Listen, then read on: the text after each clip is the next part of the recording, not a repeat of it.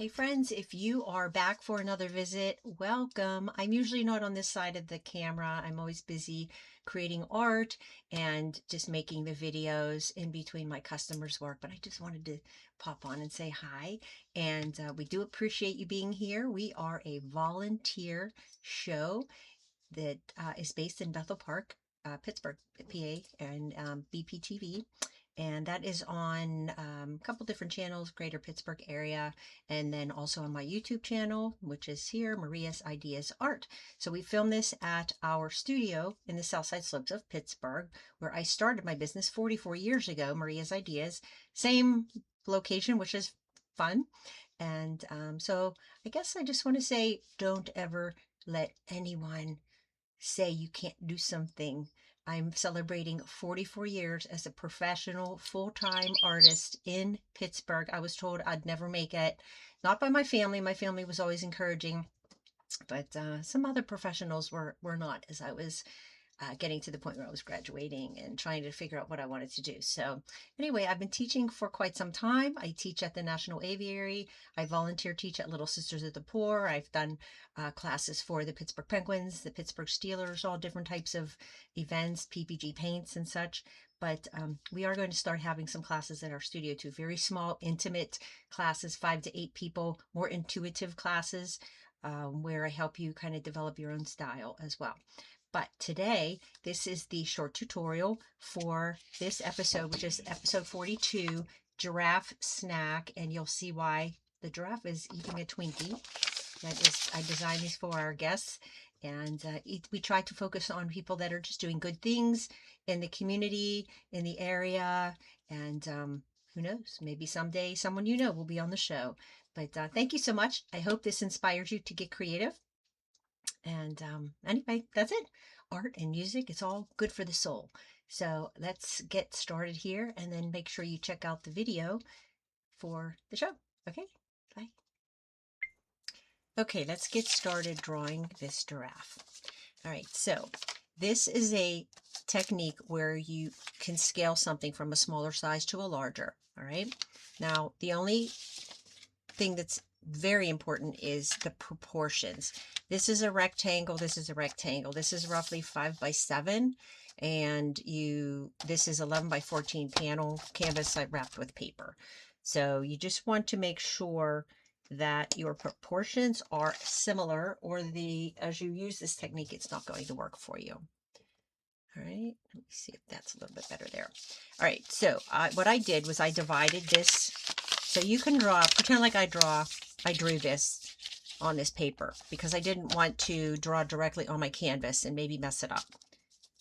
So we don't worry too much about mistakes with art anyway. However, I drew this, printed it out, but you can draw directly on a piece of paper. If this was square, then our piece that we are transferring to should be square. So draw it smaller, but you want it bigger. This could be a 4 foot by 5 foot canvas that in the same principle will work.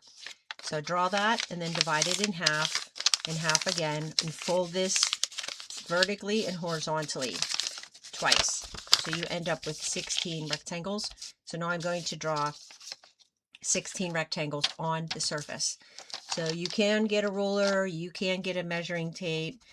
I just eyeball it. I put a little mark at the top and the bottom so that as I'm drawing it, I look ahead and see where I'm going with it, and that helps.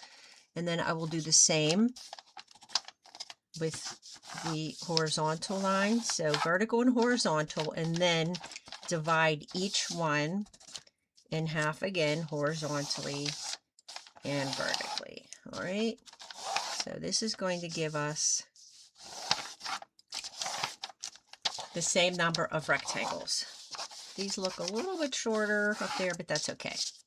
All right, so now what we want to do is focus on where do we want to start. I'm going to start with the eyes because the eyes are obviously the focus of the face, and we want to make sure that they get in the right position. So what you want to do, if I draw an imaginary line, this is the center of the eye is about in the center of this as far as the width, and then the height, if I go like this, it's about 1/3.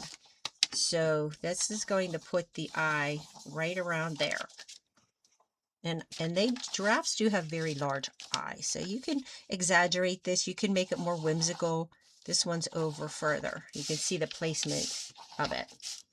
All right, and then I'll just kind of just roughly just do, that's so I know where the eyes are there. Okay, now I'll come in. I think I'll make them a little bit bigger. And this is just like the little bit of the hint of the eye socket. Now we will come up here, the little bump above their eyes.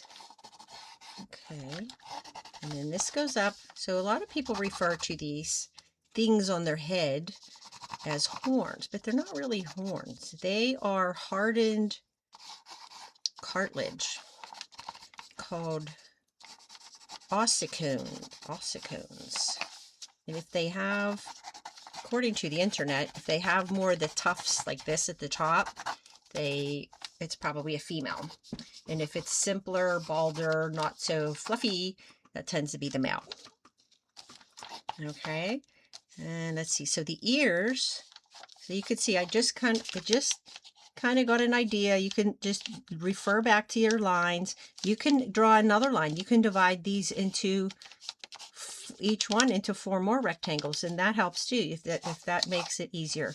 I just usually use just the simple version here, but you can do that. You can draw, you can do it like this. You can do as many as you want to help you, and then you just connect.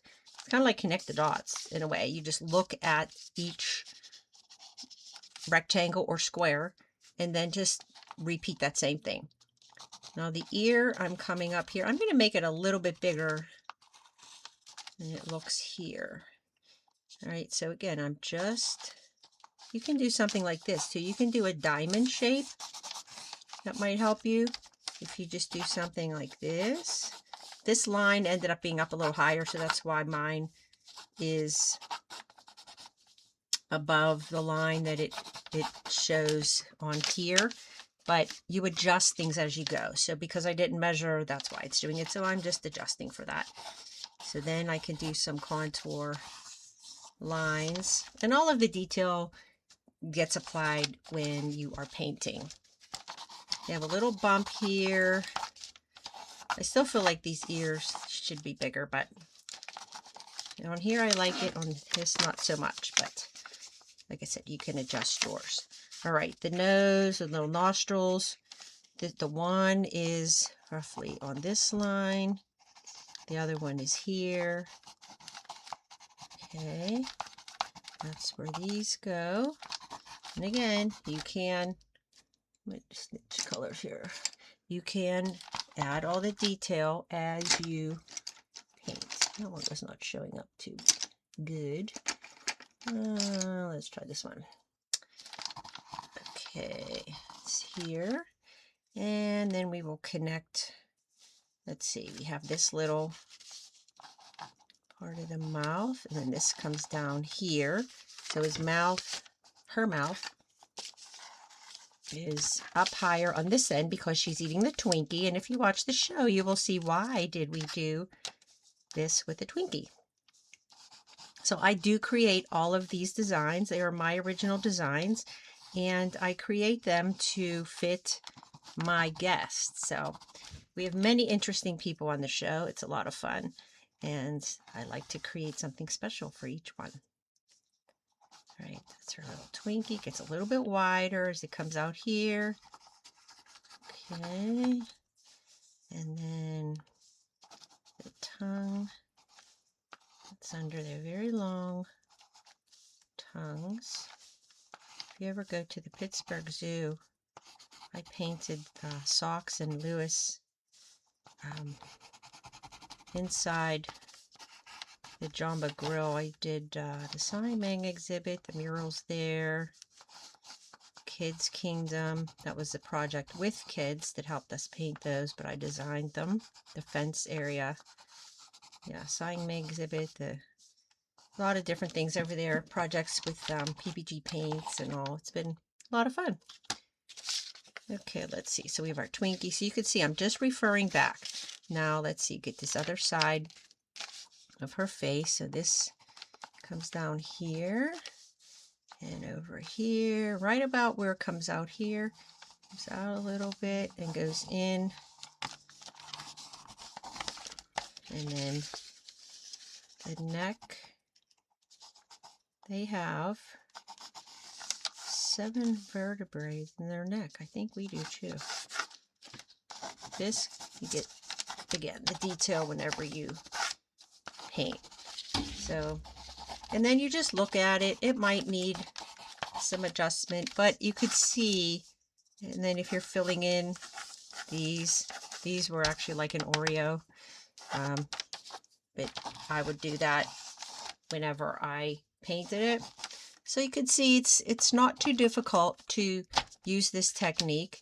If this was a wall that was, say, 7 feet high, 5 feet wide, or 6 feet wide, same thing. You would create your 8 rectangles, divide that space in half horizontally and vertically, and then on the wall you may choose to do more of them because each one of these might end up being a couple feet high. So anyway, there you have it. Hopefully you'll watch the show and subscribe. It's a free show to watch. We are a volunteer show, and we hope it inspires you and to keep being creative and create art and music and bake and garden and all the good things that are good for the soul, right? All right. Thanks again. Bye-bye. Bye-bye.